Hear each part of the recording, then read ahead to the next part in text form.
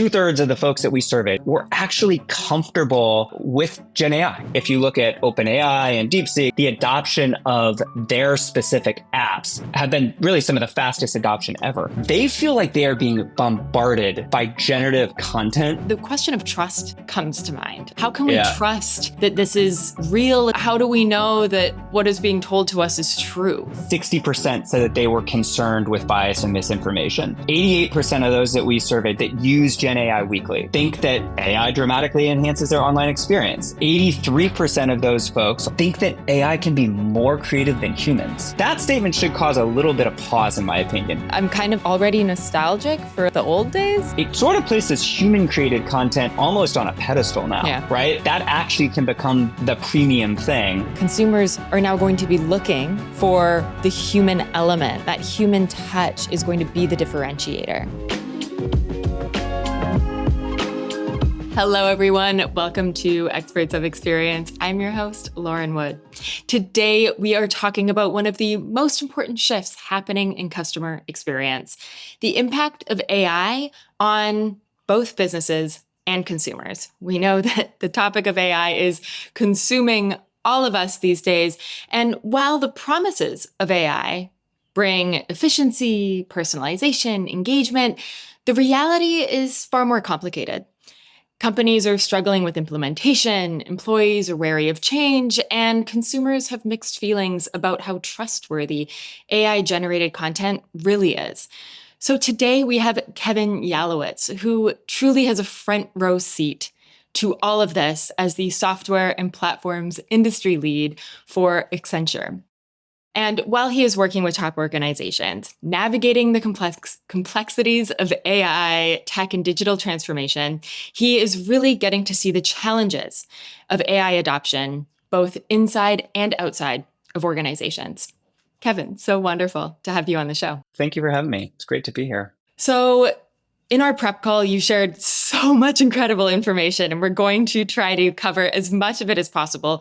Let's do it. First, starting with the consumer.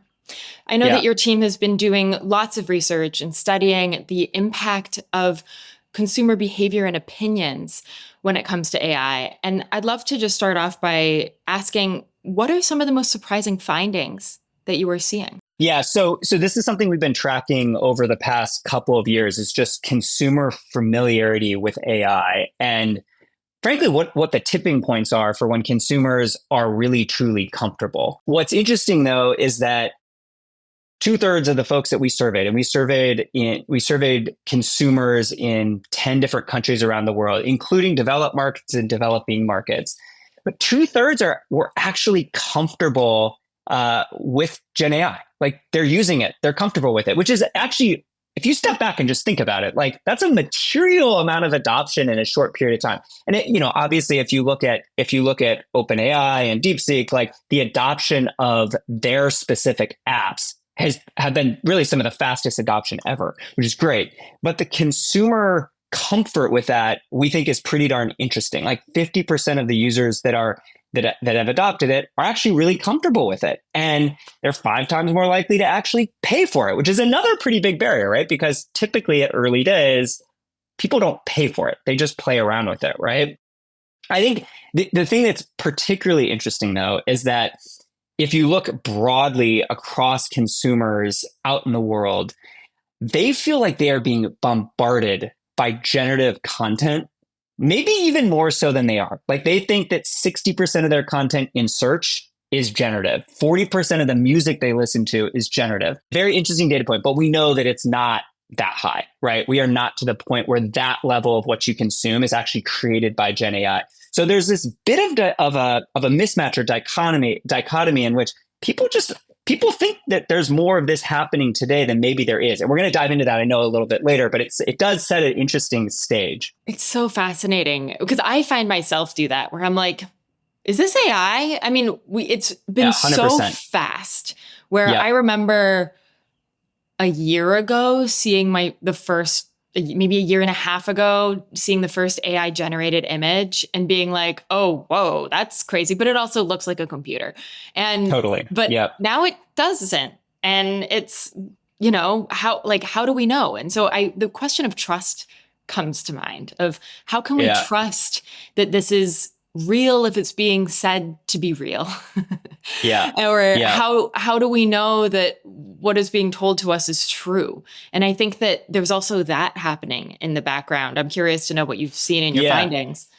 Yeah. Well, there's also some irony in that statement because there's a lot of mistruth in what humans create, right? I mean, Totally. for good reason and for bad, like Yeah. that is actually not a new phenomenon in online content, but there's definitely a heightened awareness of this around Gen AI. So of the consumers that we surveyed, 60% said that they were concerned with bias and misinformation. So that's big, right? That includes folks that see the promise of Gen AI and want to use it more.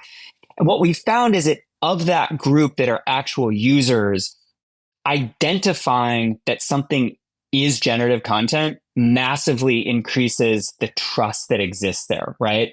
And I would argue two other interesting data points that underpin that. Specifically, 88% of those that we surveyed that use Gen AI weekly, right? So we're talking active users, but that's an increasingly growing set of folks, think that AI dramatically enhances their online experience. And just to go a step further, 83% of those folks, so plurality almost, think that AI can be more creative than humans, which I was a little taken aback by, if we're being totally honest, right? Yeah. I mean, and you talked about it, like AI can do some really interesting generative imagery or video or audio, but that's it. That statement should cause a little bit of pause, in my opinion. Maybe good, maybe bad, depending on where you sit in the ecosystem. Completely. I mean, it makes me wonder about like what's going to happen to creative industries for one thing. And like the concept of music creation, I think is one where my mind goes of like, it's where does AI play a role here in helping artists create music?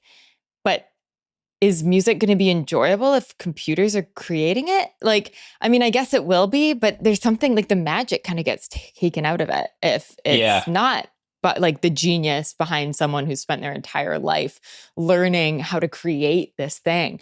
Same with visual artists or even advertisers, the creativity of how do we take these consumer insights and translate them into a like wow moment.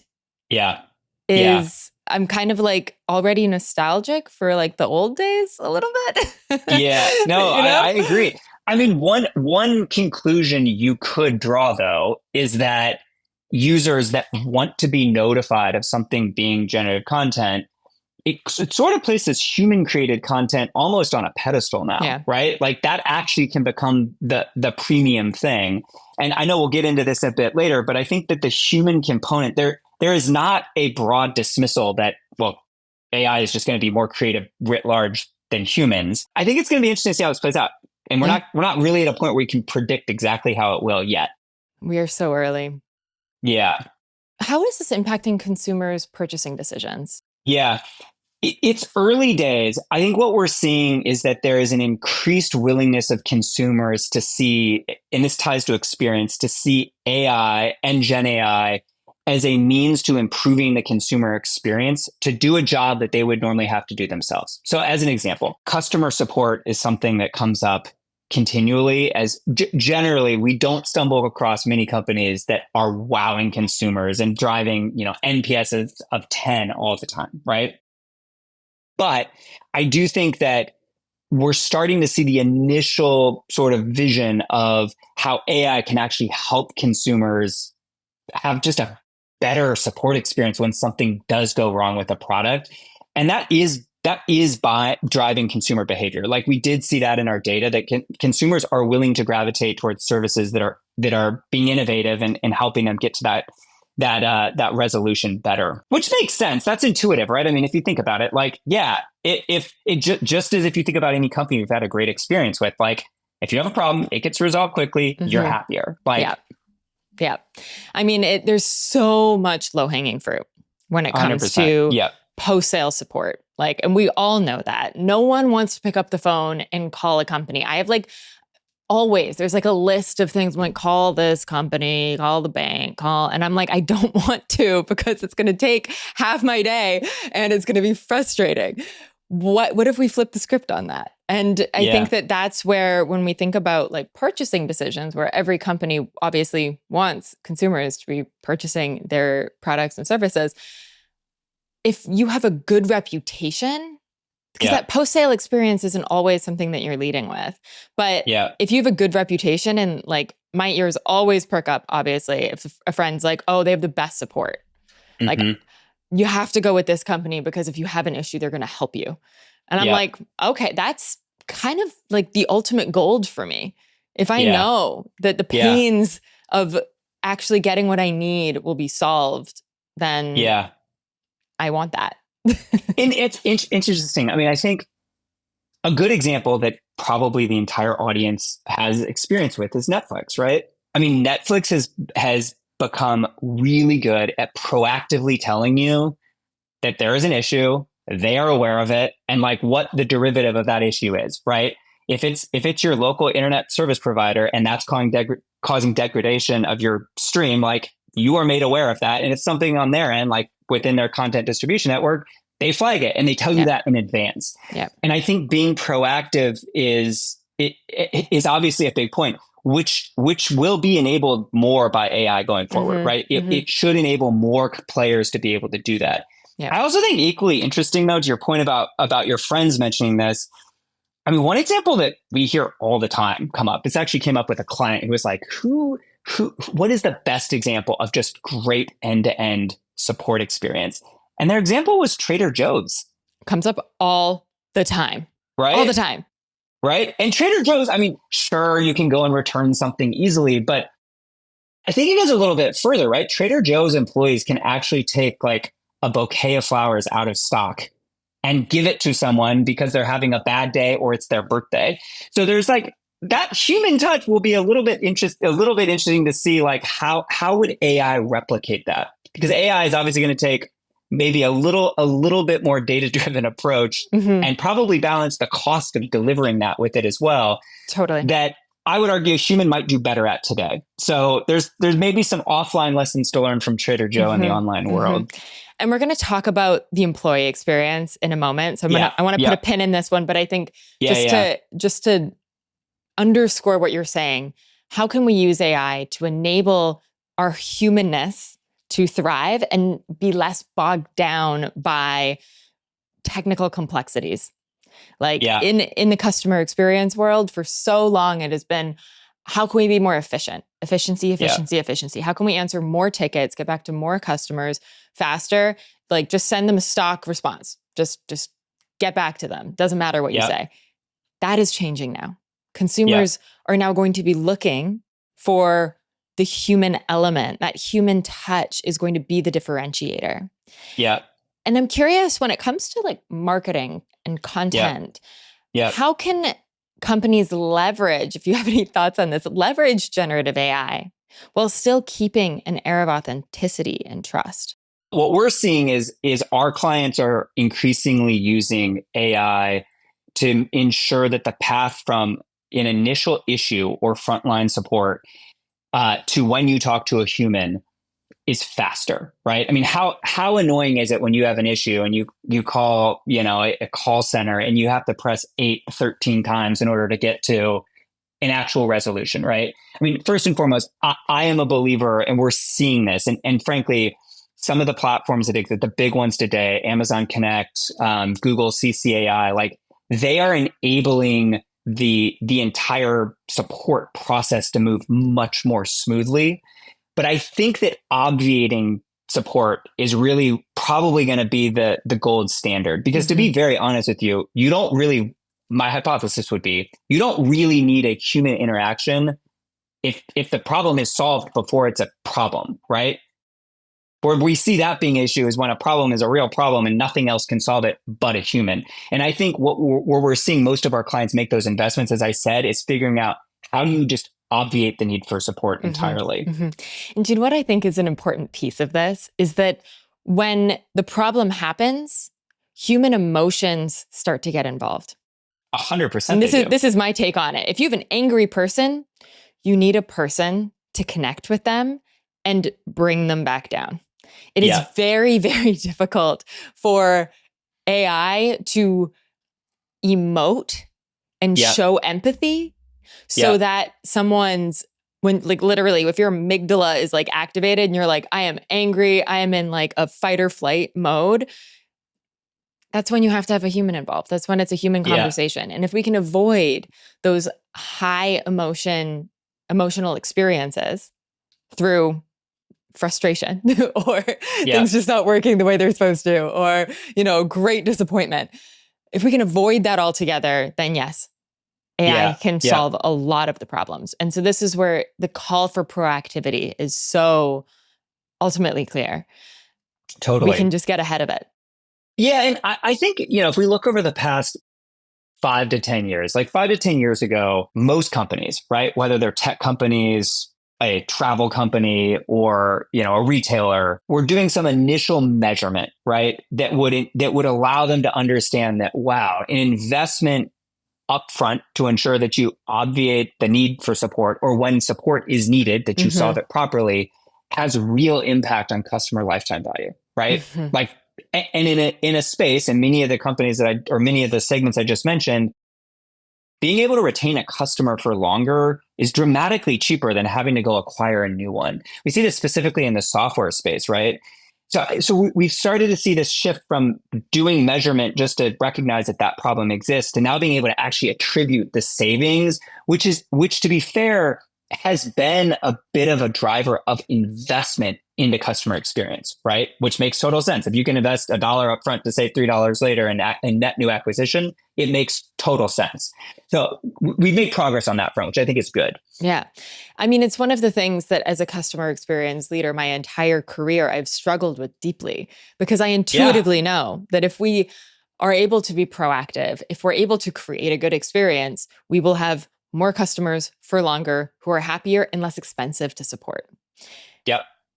But it's very difficult to say how expensive that really is, because the data just doesn't connect. And I want to dig into this a little bit. How have you seen companies starting to draw those lines using generative AI? What's the opportunity at play here?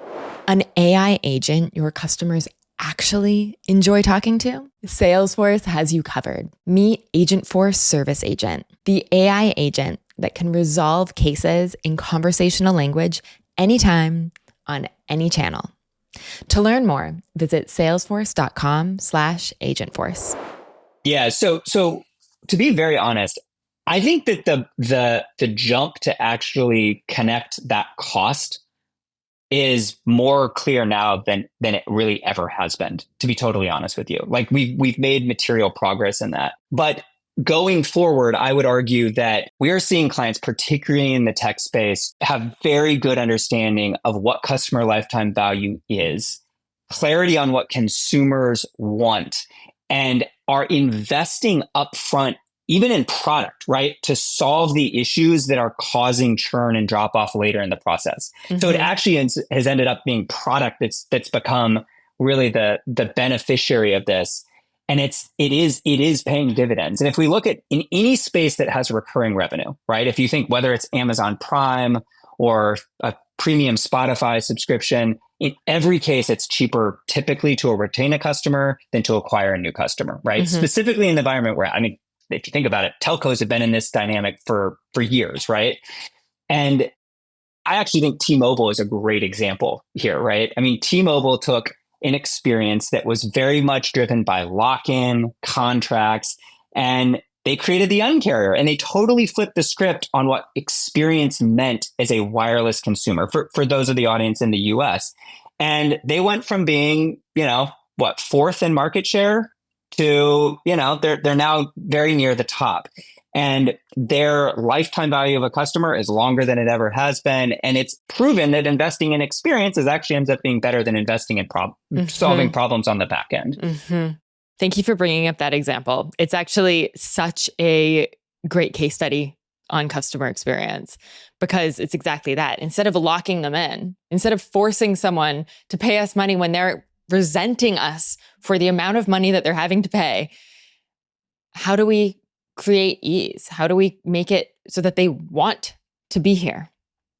I think it's such a great example. We have in the tech space where I spend most of my time, we see a lot of players building their own homegrown infrastructure to measure this sentiment and understand what are the things that are causing consumers to be frustrated and engage with support. And then how do we solve that from a product perspective? But I will tell you that even at absolute experienced leaders, there's oftentimes a pretty massive divide between product teams and support teams. Like support teams solve problems, product teams build cool product. And we believe that connecting those two and using AI to ensure that there's a real understanding of what those two parties need to do together is a major opportunity to get this right. Huge. And it's early days, right? I mean, it's still. But I think that this is where AI is really enabling us to build that connection. Of course, there is the connection in terms of are both teams aligned in what their vision is? Is there like top-down alignment on here's the experience we want to create? I think that's always first. But then there is how do these two teams actually play together and how do they see eye to eye? And it is so often that the customer experience team, and I'm sorry to all my CX people, you're kind of annoying sometimes because you're like, here's all the problems. We have all these problems. Why is no one solving the problems? I get it. I feel you so deeply because I've been there. And then the product team is like, ruthless prioritization is essential. And so how do we see the product team almost as our customer in saying they need to prioritize? So how do we position information so that they see what's in it for them, so that they can understand that information and they can make prioritization decisions on it? And this is where AI is really helping us, because if you have a great customer support tool, it is automatically tagging trends for you. No longer 100%. do we need to then say to our team of, whether it's 5 people or 100 people, oh, we need to tag about this, product bug. Every single time you see one of those tickets, click 5 times to put the tag on it so that we can see, how many people reached out about this thing. AI is helping us, one, track all the inbound, but also see where issues are happening on the product itself so that we can connect those dots and see those trends and tell that story in a more tangible way. And this is where I think AI investment is so necessary, because the investment in understanding the data or collecting the data, that unstructured data, and then processing that data allows us to create collaboration across teams that ultimately makes the customer experience better. So that's something I'm really excited about. It is. And as I mentioned before, like the availability of support platforms now, such as a CCAI or an Amazon Connect, are sufficiently available that this is no longer something that only the enterprise can use. Like the mid-market and SMB now can have the same visibility into that data that an enterprise did exclusively 5 years ago. And that's really exciting, in my opinion. Yes, I totally agree. It's democratized. Like we can all have it. It's all totally there. Well, and as an example, another example that I think is pretty exciting, if you look at what Shopify is doing, like Shopify, right, is really acting as the enabler of SMBs in the mid-market online. And they are building tools specifically to help with content creation and make the experience of a quality online interaction better. But then on the back end, support tools that actually enable your 5-person SMB or 1-person SMB to be able to tap into the same measurement ability that, a large tech company would have. That's pretty darn exciting, I would say. It's really exciting. And I think it's really exciting for us consumers. We are all sitting at the cusp. Totally. We are sitting at the cusp of much better experience across the board. And I do think that it is going to really influence our purchasing decisions. How well a company is able to understand your needs, deliver to your needs, and do so efficiently. All the companies that are not investing in AI in their customer experience to drive that improved customer experience, they're going to be left in the dust, in my opinion. It's table stakes. There's one point that we would be remiss not to touch on here, which is we talked earlier about experience teams and product teams and how they work together. I would argue that in addition to having great signal it's really important to have aligned OKRs. If you don't have aligned goals, if the product team is not incented to reduce support cases and the support team is not incented to ensure that product is aware of what should be on the roadmap based off of the big pain points that are coming up, this will never get fixed. And I know we're going to dive into this, but like the organizational barriers to AI, the human organizational barriers are probably the biggest barrier to adoption that exists today, right? Yep. And it's who solves for that and does so aggressively and proactively that I think it will probably win in most of these segments. I'm so glad that you bring this up. It is so incredibly important, and it also goes for not just product and experience teams. It goes for all teams. If you want collaboration, people need to be going in the same direction, and it is so often because. I mean, this is my hypothesis, and I'd love to hear your take on why is this problem so pervasive in organizations as we get bigger? In my opinion, it's easier to create our own boxes and operate in our departments. Like we have our own thing here. And getting someone else's like goals involved just makes it complicated. If we're like we're both trying to like build a product really fast and we're trying to make sure that the experience team is like less burdened by complexity. It's just like, it's too many things to focus on. So we just try to focus on one, but that's doing a really big disservice to the company, the customer, and the organization, or the people in the organization as a whole. That's my take, but I'd love to hear yours. I think it all comes down to customer obsession. Candidly, it does. Like, and you can read all about this in the Everything store about how this was like baked into Amazon's DNA in its early days. But the larger you get, the easier it is to not have every individual be customer obsessed, right? If you're working at a 10-person startup and your sales team sells product to an end user and they're unhappy with the product, like the entire company is going to know about it and the entire company is going to galvanize around solving that problem. But as organizations grow, it's very easy to, we don't maybe deal with the customers directly. That's either sales or support/experience, right? Mm-hmm. And I think regrounding on being customer obsessed probably will be the thing that separates great companies from good companies going forward, especially in the tech space. Yes. And it sounds like 101, but like it's something that oftentimes gets overlooked. Mm-hmm. It is so much easier said than done. Why is that? Yeah. Well, I think to your point, as organizations get larger, there become silos and your internal metrics become what you are primarily focused on. And it's very hard to step back and say at an organizational level, what are we going to measure that is indicative of true customer happiness and customer obsession? Mm-hmm. And I think at the end of the day, it just requires the conviction and gravitas to say, we're going to measure everyone based off this. Because at the end of the day, like it directly correlated to revenue. Mm-hmm. I think it's also when I see organizations that are really doing this well, it is a top-down obsession. The Amazon example comes up all the time. They had an empty chair. Jeff Bezos always would make sure there's an empty chair in the boardroom and that represents the customer. And it was from him that he enforced that the customer obsession really exists still. And I think that that's really where it starts, but then there also needs to be an approach and a strategy to that customer obsession. It's not just we're all obsessed with the customer. Well, what does the customer think? It is that measurement. It is that ensuring constantly that all the teams are aligned and remembering what we are here to do, especially for the non-client facing teams. Product is the obvious example, engineering. I even think of like legal or finance, like just because you're not speaking to the customer every day does not mean that your actions don't impact them. Everyone's actions impacts the customer at the end of the day. It's just like, that's what we're here to do. So that's what happens. And we have to remember that. So.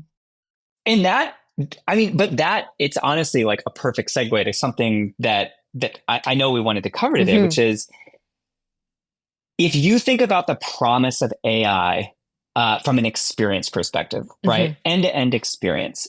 In an organization, we can talk all about the barriers that could cause that, right?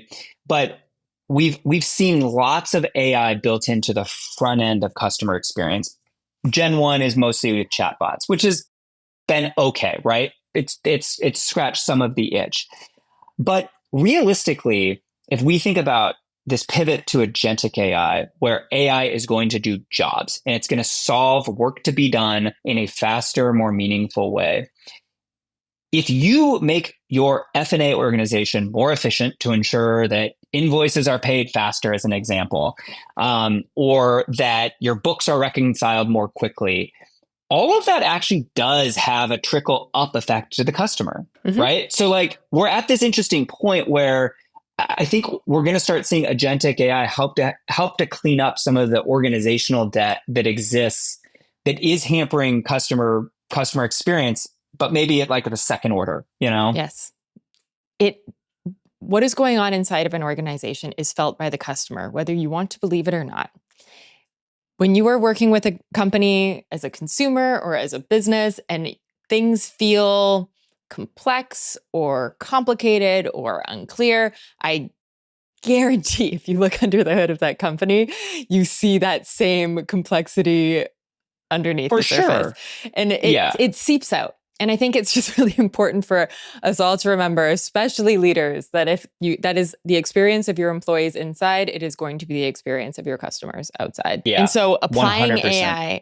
AI internally is a key piece of this customer experience improvement that we're talking about. But as you and I have spoken about, it is complicated. And a lot of companies are struggling. And can you tell me a little bit about what are some of the challenges that organizations are facing as they adopt more AI within their organizations? Baseline, right? And most companies are solving this in some form or another. But baseline is typically the data in a company to enable AI to actually do a job, right, is super messy. So we've spent the past, 5 to 10 years. I'm using that window because it kind of is the right window for a lot of things around AI. We spent a lot of time with companies just helping them clean up their data to ensure that they can run effective AI on it or machine learning on it. So that was sort of V1. Yep. And then I think as we moved to V2, was sort of the co-pilot phase, right? The co-pilot phase in which your sales team could use, Microsoft Sales Copilot, for instance, to better understand a lead before they have a meeting, and therefore they could grow the sheer number of clients that they're talking to in a given day or a given week. That's great, but I really think that it's going to be this next step of agentic AI where we're seeing AI do actual work, right? Like processes and workflows are going to be handled in part or in their entirety by AI.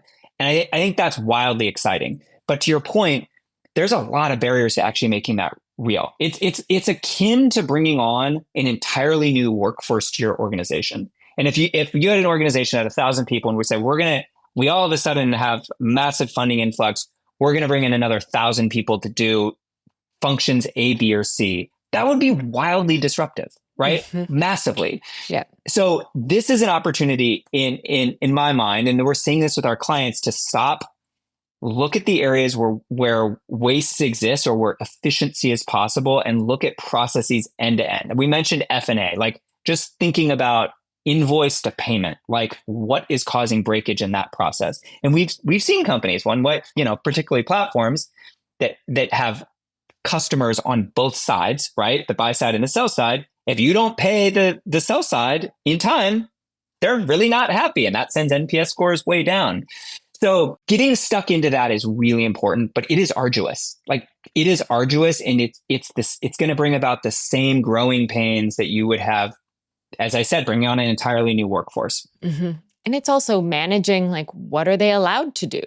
What are the rules? 100%. Yeah, exactly. What information do they have access to? It's like, Yep. We have to make these types of decisions. And probably more so, I haven't rolled this out myself, but more so than a human. I mean, you can't say like, they should know better. Like, no, it's an AI, we have to create really clear guardrails, and they are very good at following direction. It's like the best intern you could ever imagine, but like, they still just came out of school. Like you still have to give them the sandbox for them to play in, you know? Exactly. Which I would argue is why there's actually, this is a good news story for many employees, because in many cases it means they're going to be able to have a force multiplier on their impact, but they're going to have to make sure that those interns, if you will, get the right direction and can be nudged the right way when something goes wrong, or they enter unknown territory, right? I mean, this is huge transformation. Probably a greater level of transformation than most organizations have ever faced. I would say that's right. As companies are approaching this, which I think this is also, it's also transformation that every company, is it fair to say, every company will go through at some point over the next few years in some way, shape, or form. How should leaders be thinking about this transformation in terms of readying their team for this change? Say goodbye to chatbots and say hello to the first AI agent. Agentforce Service Agent makes self-service an actual joy for your customers with its conversational language anytime on any channel. To learn more, visit salesforce.com/agentforce. So we talk a lot about top down versus bottom up. And I think in this case, what we're seeing is that in order to bring in material change, right, where we say we are going to use an agentic architecture, we're going to use a Vertex agentic architecture to completely rethink our marketing workflows, as an example. That's not something that you really can do from a bottom up approach, right? It requires exposing sensitive company data that, you know, your CIO is signed off on, and frankly, exposing the internal workings of a company at a level that, like, you wouldn't really want to happen bottom up, right? So we think that the top down approach is kind of a requirement to do some of this big instantiation, particularly of agents into workflows. However, we also think that having a bottoms up approach and allowing your teams to have the wherewithal with the right sort of privacy boundaries to play with new AI tooling can actually surface some really exciting things. And I'll give you just a couple examples. Like, there's a company out of Seattle called Read AI. And, you know, there's a lot of transcription services out there, but Read actually allows you to, like, look at someone's sentiment in a meeting and understand how engaged they are, come away from that meeting with a clear set of action items. That is something that top down inserting into someone's workflow is going to be challenging, but enabling folks to use that bottom up and then rolling it out further once there's critical mass, we think is interesting. So I think it's really, you got to go from both ends. Yeah. So if I were to summarize what you're saying, top down, it's really creating the rules and the regulations for how are we utilizing agentic AI in workflows? How are we improving efficiency? What's the overarching strategy for how this is getting into our organization? But bottom up, it's like we want to create a playground. We want to enable people to experiment and explore, but playgrounds have fences around them, right? And so how can we empower people to try new things so that we can then propose even greater solutions? Because when we think of, okay, we want to bring AI in to help our sales team be more efficient. Okay, great. But there are like infinite tools that are popping up. Like, there is a new tool every day to help sales teams be more efficient. It is wild. And the case is for every single team. The level of new tech hitting the market right now is obscene, and it is very difficult to parse through it. And so it needs to be an all hands on deck thing. But I think that what I see in my clients as a consultant is some leaders see this, and some leaders are maybe a little intimidated, or they're like, I just can't think of it right now. I'm going to I don't know. We don't have to do it right now. Your team is going to start using AI whether you like it or not. And so are you going to put a fence around it? Or is it just going to be like the Wild West and someone's going to get hurt? And I think that we do still need to create some level of guidance around, this is what we want you to be experimenting with. And this is where it's not something that we want you to do. Yeah. Because I've spoken to leaders who are like, an executive is like using an email from ChatGPT that wasn't edited and sending that out. And it's like, well, that's not a good idea. And you wouldn't think that you would have to say something, but maybe you do. You don't know. I think Yeah. we do have to create some boundaries. You're spot on. And it's interesting. Like if we go back to our data that says two-thirds of internet users have at least some exposure to Gen AI, and half of them are using it weekly. Mm-hmm. People are using it in their jobs, whether you like it or not. Yes. Right? Like your point is spot on. Yep. We see a lot of companies utilizing agentic tool sets that are provided from their cloud providers, right? Like if you have a relationship with Google Cloud or AWS or Azure, like using what they have can sometimes be a path of least resistance, specifically from a data security perspective. So we do see that. In order to bring about reinventing an entire workflow, though, I really still do believe you need a top-down push to say, we are going to use this tool to do this type of thing. And the experimentation at the end user level should be more around individual productivity and sort of day-to-day tasks, right? I really appreciate that distinction. I fully agree. I mean, it's something like also on the topic of using the tools you already have, we need to mandate that sometimes. It's like, let's find out what does Salesforce have now that we didn't know 6 months ago when we did, a shift in the system. Let's dedicate time and resources to figuring that out. How can we be using the tools that we already have better? And then if we need to, are there other tools out there that we trust that are going to bring us long-term gains that we should look at implementing? Those types of decisions cannot be made bottom up. That has to come top down because it is very expensive, both from a tooling and time perspective.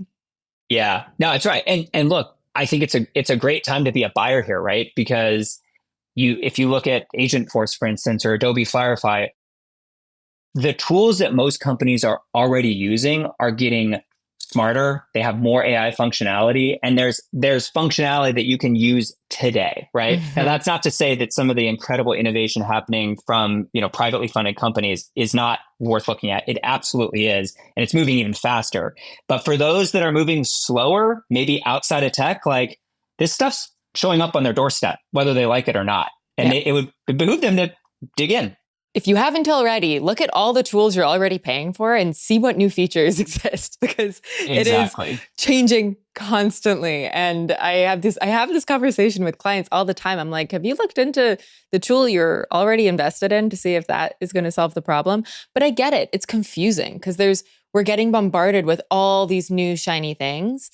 And I think we also just have to be really careful about how much time we are investing in AI implementation, because it could become a whole big rabbit hole. Totally. Could not agree more. Something else that we spoke about previously that I wanted to bring up is the approach that leaders take in implementing agentic AI into workflows. And there is kind of the softer approach and the more firm approach. I'd love for you to share your perspective on that. We kind of touched on it when we talk about top down, bottom up, because I candidly think that you could almost map soft first firm to top down, bottom up in a way. But what we're seeing at most of our clients, candidly, is that the firmer approach is being used when work to be done is being reinvented wholesale. So for instance, in CRM, if you want all of your data to flow into CRM in a new way, right, using agentic tools, that's not something that you can allow people to pick up and choose themselves, right? Everyone needs to get on board with using Agentforce to do that if you're using Salesforce as an example. But I do think that for individual productivity and some of the things that don't necessarily impact an entire workflow, I think meetings and how you digest what happened in a meeting and what you do next, that might not be something that you should force on someone, right? Make the tools available and let them decide. And the snowball effect's going to happen when people see that that's very useful and benefits them and their ability to impact in their jobs. But sometimes we need to mandate the use of it. I think that this is the case with most technology transformations is people will be Yeah. resistant to change. And with AI, I feel like there's even more resistance to change because there is this question of, is AI going to take my job? And of course, we don't want to steamroll people into, having to do something that they really, really don't want to do, but we need to really focus on guiding them into this. It's not just like, this is a fundamental step change in how people are working. And we need to train them, and we need to make sure that they're using things in the way that they need to be used in order for us to get the job done. Yep. Yep. That's right. And look, there's also this sort of brings up a whole nother new thread of AI tools out there, which is looking at employee productivity, right? I mean, there's players like Seam that are doing ingestion of data from all of your productivity tools to tell you like who's more productive than someone else, what time of day, and frankly using that to enable coaching to understand how you can do your job more effectively. But I think there's two certainties this year, right?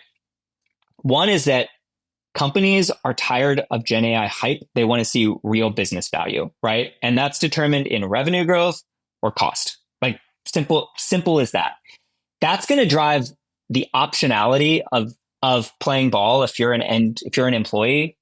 Going to kind of change that dynamic, right? Because this year, I think there's just going to be a little bit more force. But at the same time, I think that it also creates an opportunity because if you are a forward-looking person on this or a forward-looking employee, and you can become masters of a lot of these AI tools, it puts you in a great position going forward, right?